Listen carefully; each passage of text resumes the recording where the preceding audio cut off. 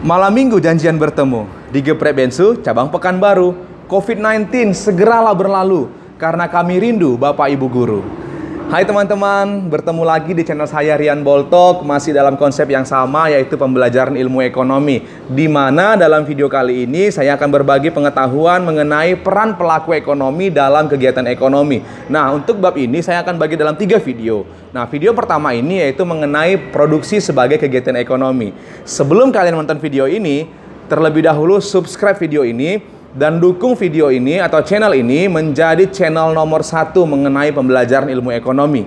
Oke, terima kasih. Selamat menyaksikan.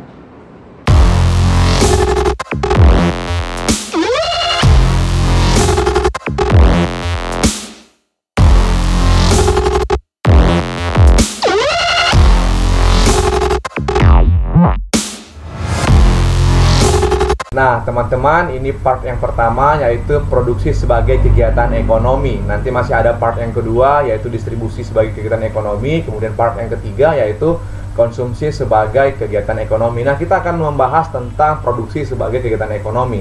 Oke, langsung saja. Nah, kita lihat di sini produksi sebagai kegiatan ekonomi. Nah, apa pengertian produksi? Produksi itu adalah kegiatan menambah atau menciptakan nilai guna atau manfaat suatu barang atau jasa dalam memenuhi kebutuhan. Nah, itu dia, menambah ya. Kemudian ada beberapa tujuan kegiatan produksi. Yang pertama adalah menambah nilai guna barang atau jasa, kemudian menjaga kelangsungan usaha, dan yang ketiga meningkatkan keuntungan. Nah, itulah tujuan dari kegiatan produksi. Gampang ya.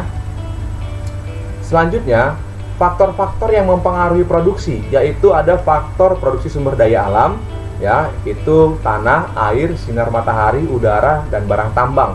Kemudian faktor produksi tenaga kerja, yaitu tenaga kerja ini kan ada yang terdidik, ada yang terampil, dan ada yang tidak terdidik dan tidak terampil.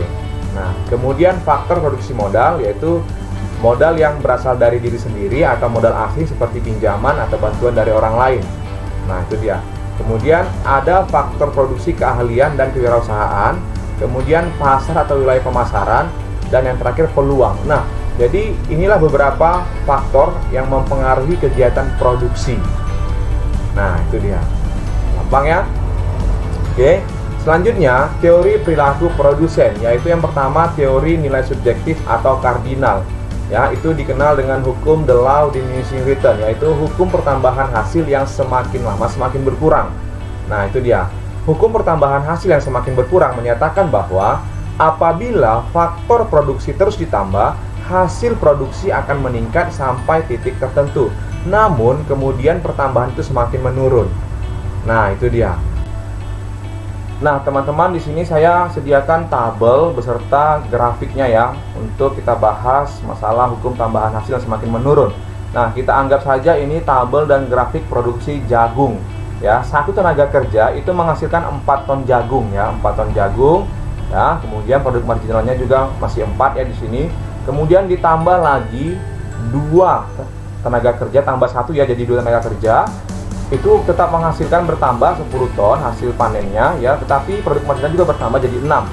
Kemudian ditambah lagi 1 menjadi 3 tenaga kerjanya. Total outputnya masih bertambah jadi 17. Nah, produk marginal juga bertambah jadi 7. Nah, kemudian ditambah lagi 4 tenaga kerja ya, jadi 4 tenaga kerja tambah 1. Itu total outputnya atau hasil panennya juga masih bertambah, yaitu 23 ton, misalkan 23 ton ya. Kemudian di sini, nah di sini produk marginalnya sudah mulai menurun. Nah, kemudian ditambah lagi 1 jadi 5, itu masih bertambah juga outputnya, yaitu di sini 28 ton hasilnya, dan di sini produk marginalnya masih makin menurun jadi 5.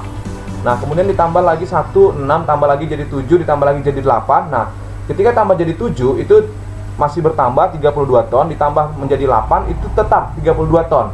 Nah, sementara produk marginal jadi 0. Nah, sementara ditambah lagi tenaga kerjanya jadi 9 di sini ya, outputnya semakin berkurang. Nah, menurun dari 32 menjadi 30 ton hasil panennya. Ya, sementara produk marginalnya sudah minus. Nah, itulah dia hukum tambahan hasil yang semakin lama semakin menurun. Kenapa? Karena yang ditambah itu tenaga kerjanya, sementara lahannya tetap dan jumlah alat-alatnya juga tetap. Nah, sehingga nanti orang akan sesak di dalam lahan tersebut kan gitu. sehingga pekerjaannya tidak maksimal. Nah, itulah tadi dia ya. Makanya kita lihat di sini MP-nya, marginal produknya awalnya tinggi kan, yang ketujuh kan, lama-lama makin menurun. Nah, itu dia. Ya. Ini dia MP-nya, marginal produknya, yaitu menunjukkan tambahan produk atau output yang diakibatkan oleh pertambahan satu unit input. Nah, satu unit inputnya ini dia, input tenaga kerjanya, ditambah terus jadi turun dia. Nah, itu dia. Kemudian AP-nya juga, average produknya juga akan turun juga itu. Mula-mula naik, lama-lama makin turun ya. AP itu adalah menunjukkan output total dibagi dengan unit total input atau tenaga kerja. Nah, begitu juga dengan total produksinya, itu akan menurun ya.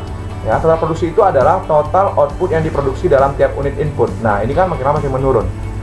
Nah, jadi itulah hukum tambahan hasil yang semakin lama semakin menurun, atau dikenal dengan diminishing of return atau law of diminishing return ya. Nah, teman-teman, selanjutnya teori nilai objektif atau ordinal produksi ya. Jadi dalam teori perilaku produsen tadi sudah kita bahas, yang pertama adalah teori nilai subjektif, yaitu yang dibahas dalam the law of diminishing return.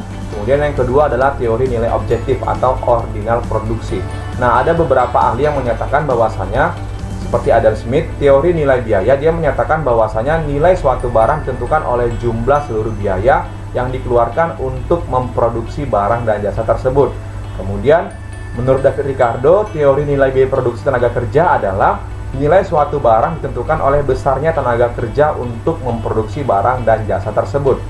Kemudian oleh Karl Marx, dia menyatakan teori nilai tenaga kerja masyarakat adalah nilai suatu barang ditentukan oleh besarnya biaya rata-rata upah tenaga kerja masyarakat. Nah, yang berikutnya teori nilai biaya reproduksi oleh Carey ya.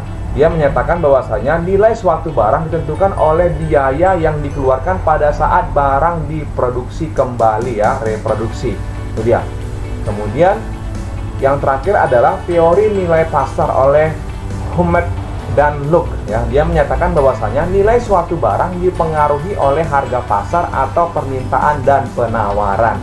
Nah, itulah teori perilaku produsen jika dilihat dari nilai objektifnya atau ordinal produksinya. Gampang ya. Oke. Selanjutnya, faktor produksi dengan dua faktor produksi variabel ya. Faktor produksi dengan dua faktor produksi variabel. Oke. Dimana dalam jangka panjang semua faktor produksi yang digunakan dalam proses produksi bersifat variabel.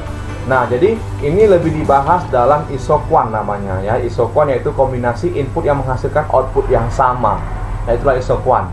Nah, ini tabelnya isoquant. Kita lihat, jadi output yang sama di sini, outputnya sama semua 50 ya. Jadi dengan 8 modal dan 1 tenaga kerja itu outputnya sama 50. Itu maksudnya isoquant ya, kombinasi input yang menghasilkan output yang sama ya. Ini tabelnya kita lihat. Nah, ini dia. Jadi itulah isoquant ya. Quant namanya quant berarti quant, isoquant, quantity, jumlah yang sama atau output yang sama ketika dikombinasikan dua input ya. Nah, itu dia. Ini tabelnya dan ini kurvanya. Oke, gampang ya.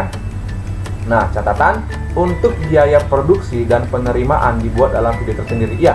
Nanti untuk biaya produksi akan saya buat video tersendiri ya, karena itu materinya cukup luas. Begitu juga dengan penerimaan. Jadi di sini saya hanya membahas masalah mengenai teori perilaku produsen ya, tidak semuanya. Ada dua lagi yang belum saya bahas, yaitu biaya produksi dan penerimaan. Nanti dibahas di video selanjutnya. Oke, mereka tersendiri videonya. Oke, terima kasih ya. Terima kasih, sampai di sini video pembelajaran hari ini. Semoga bermanfaat, dan biar bermanfaat lagi jangan lupa di-share sama teman-temannya biar teman-teman yang lain juga sama-sama pintar. Kemudian di-like, di-subscribe, dan dibunyikan loncengnya. Oke, terima kasih, sampai ketemu di pertemuan atau video pembelajaran selanjutnya. Bye.